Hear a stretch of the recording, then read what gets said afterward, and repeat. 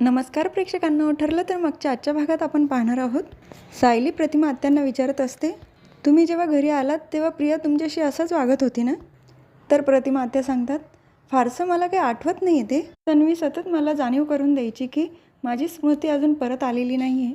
सांगतो, म्हणून तर तिने तुझ्या गोळ्या पण चेंज केल्या होत्या ना? प्रतिमा आत्या सांगतात, एखादी मुलगी आपल्या आईसोबत असं कसं वागू शकते? तिच्याबरोबर असताना कधी आपलेपणा जाणवलाच नाही. सायली सांगते, टेन्शन नका घेऊ प्रतिमा आत्या, सगळं ठीक झालंय ना? तर प्रतिमा आत्या सांगतात, बराच उशीर झालाय, मी आता निघते.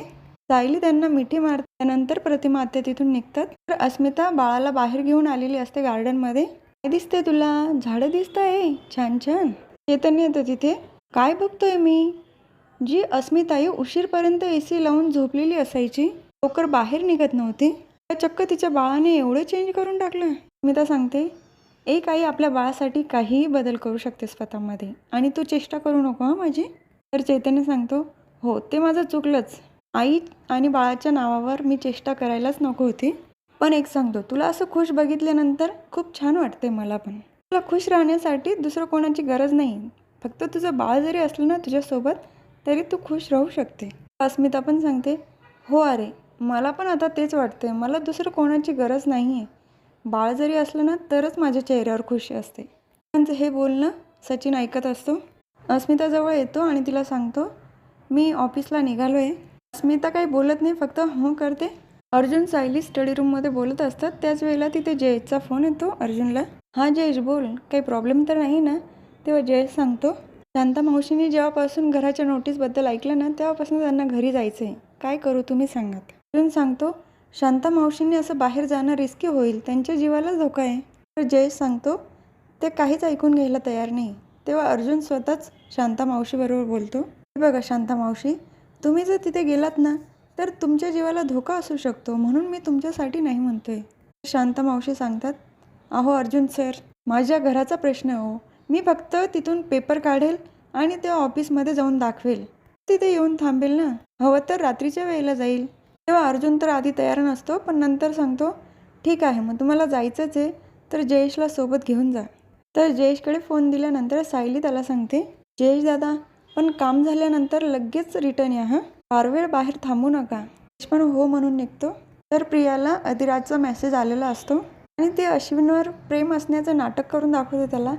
त्याला मागून मिठी मारते, अरे अश्विन, तू असं नाईट शिफ्टला जातो ना, मला खूप बोर होतं, अजिबात करमत नाही.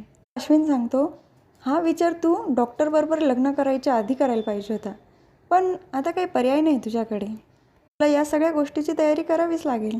तर प्रिया सांगते, बरं ठीक आहे, पण मग मी काय म्हणते, तू जर घरी नाही आहे तर मी आज रात्री सारिकाकडे जाऊ, कारण ती पण आजारी आहे. ती तर इथे येऊ शकत नाही, पण तिचे आभार व्यक्त करण्यासाठी मी जाऊ शकते ना, तिच्यामुळेच मला जॉब लागला आहे. तेव्हा अश्विन पण तयार होतो आणि हो, आपण दोघं जाताना बरोबर जाऊया. मी तुला ड्रॉप करते, नंतर मी पुढे जाते. पण मग घरात कोणाला सांगू नको मी सारिकाकडे चालली म्हणून.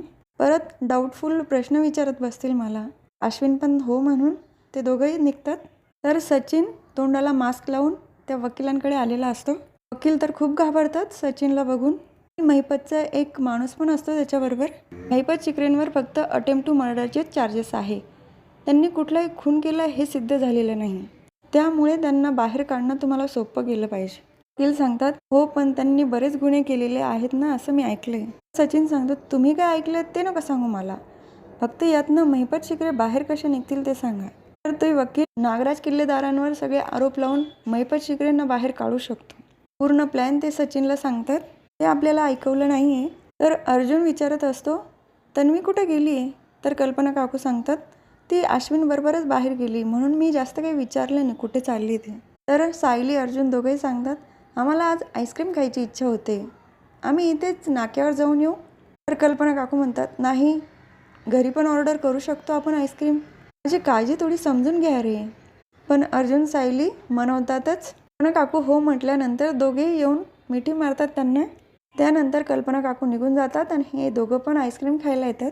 तर सचिनने पेस्ट्री आणलेली असते त्याचा पहिला दिवस सेलिब्रेट करण्यासाठी.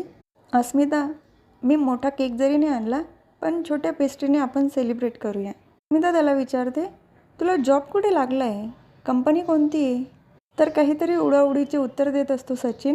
असे का प्रश्न विचारते? तुझा विश्वास नाही का माझ्यावर? तर ते जाऊ दे, आपण आता पेस्ट्री कट करूया. पेस्ट्री कट करतो आणि अस्मिताला एक घास भरवतो. पण अस्मिता मनातच म्हणत असते, तुझ्या बोलण्यावर माझा अजूनसुद्धा विश्वास नाही बसत आहे सचिन. अर्जुन सायली आईस्क्रीम खात असतात तेव्हा अर्जुनला सायलीची आईस्क्रीम टेस्ट करून बघायची असते. सायली म्हणते, नाही, तुम्ही कुठलीही गोष्ट मागा, पण आईस्क्रीम अजिबात मागायची नाही. रुसून बसतो.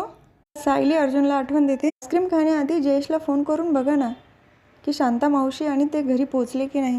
अर्जुन फोन करतो, पण तिकडून खोकल्याचा आवाज येतो आणि जयेशचा आवाज पण बदललेला असतो. कारण मला तरी असं वाटतं की जयेश नसेल तर प्रियाने पाठवलेला दुसरा गुंड असेल. तिकडून तो माणूस सांगतो की हो, आता आम्ही पोहोचणारच आहोत घरी. तर अर्जुन सायली निसंकोच होतात आणि आईस्क्रीम खायला सुरुवात करतात. पण अर्जुन थोडा रुसलेला असतो. तेव्हा सायली सांगते, बरं ठीक आहे, तुम्ही खाऊ शकतात माझी आईस्क्रीम. ते दोघंही एकमेकाची आईस्क्रीम टेस्ट करतात. दोघांना पण आवडते. ते कपच चेंज करून घेतात. ठीक आहे, माझी आईस्क्रीम तुम्ही खा आणि तुमची मी खाते. तर प्रिया अधिराजच्या गाडीमध्ये असते. अधिराज तिला सांगतो, कालपासनं तू भेटली ना तेव्हापासनं सारखा तुझाच विचार चालू आहे माझ्या डोक्यात. दुसरं काही सुचतच नाही. पण हो, मी एक गिफ्ट आणलं तुझ्यासाठी. प्रिया ते गिफ्ट खोलून पाहते. त्यामध्ये साडी असते. खूप महाग असेल ना, पण मी नाही घेऊ शकत तुझ्याकडून. आपण अजून अनोळखी आहोत. तर अधिराज हातात धरतो तिचा आणि तिला सांगतो, मला नाही वाटत. असं वाटतं की आपलं मागच्या जन्मापासूनचं नातं आहे. आपला बॉन्डच वेगळा आहे दोघांमधला. हातावर किस करणार असतो तेव्हाच त्याला रक्त दिसतं. अगं, तुझ्या हातावर रक्त? तेव्हा प्रिया खोटं कारण सांगते, ते भाजी चिरताना झालं आहे ना, लागलं होतं, सुकलं होतं, पण आता परत कसं निघालं काय माहिती. तो हातावर किस करतो. थोडा वेळ बस ना अजून, काय जायची घाई करते? असं वाटतं तुझ्याकडे बघतच राहावं. तर प्रिया म्हणते, नाही रे, बराच उशीर झाला आहे, जायला पाहिजे आता. तिथून ती निघून जाते. तर समोर लावलेला कॅमेरा अधिराज काढतो आणि अर्जुन आणि सायली वहिनीला हा पुरावा नक्कीच कामात येईल. अर्जुन सायली घरी आल्यानंतर तिथं सोफ्यावर बसतो अर्जुन आणि सायलीला पण बसायला लावतो. अगं बायको, बस ना, खूप दिवसानंतर आपण असं बसलो आहे. माझी तर झोपायची इच्छाच होत नाही, जागरण करायची इच्छा होते. तेव्हा सायली म्हणते, हो म्हणजे आता जागरण कराल, सकाळी उशिरा उठाल आणि ऑफिसला सुट्टी माराल. उठा पटकन, झोपायला चला. निघून जाते. तर अर्जुनही तिच्या मागे बायको बायको करत जातो.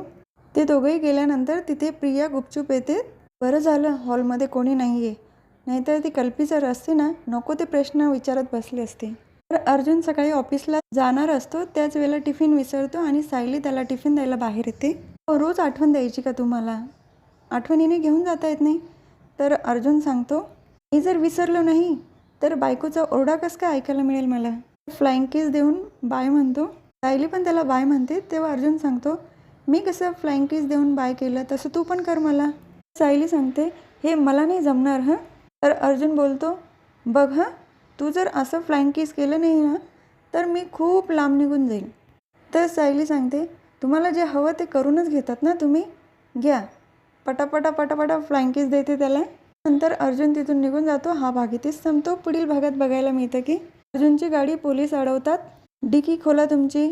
मध्ये शांता मावशीची बॉडी सापडते. बॉडी बघून अर्जुनला पण धक्का बसतो. पोलीस अर्जुनला अटक करून घेतात. तर सगळीकडे ही बातमी पसरलेली असते, ॲडव्होकेट अर्जुन सुभेदारला अटक झाली आहे. सायलीचे तर अगदी हातपायच गळून जातात. कल्पना काकू तिला विचारतात, सायली, अर्जुनला खरंच अटक झाली का? पण सायलीलाही उत्तर माहीत नसतं. तर हा भाग इथेच संपतो. उद्या पुन्हा भेटूया, ठरलं तर मागच्या पुढच्या व्हिडिओमध्ये. तोपर्यंत माझ्या व्हिडिओला लाईक, शेअर, सबस्क्राईब करा. बेल आयकॉन दाबायला विसरू नका. धन्यवाद.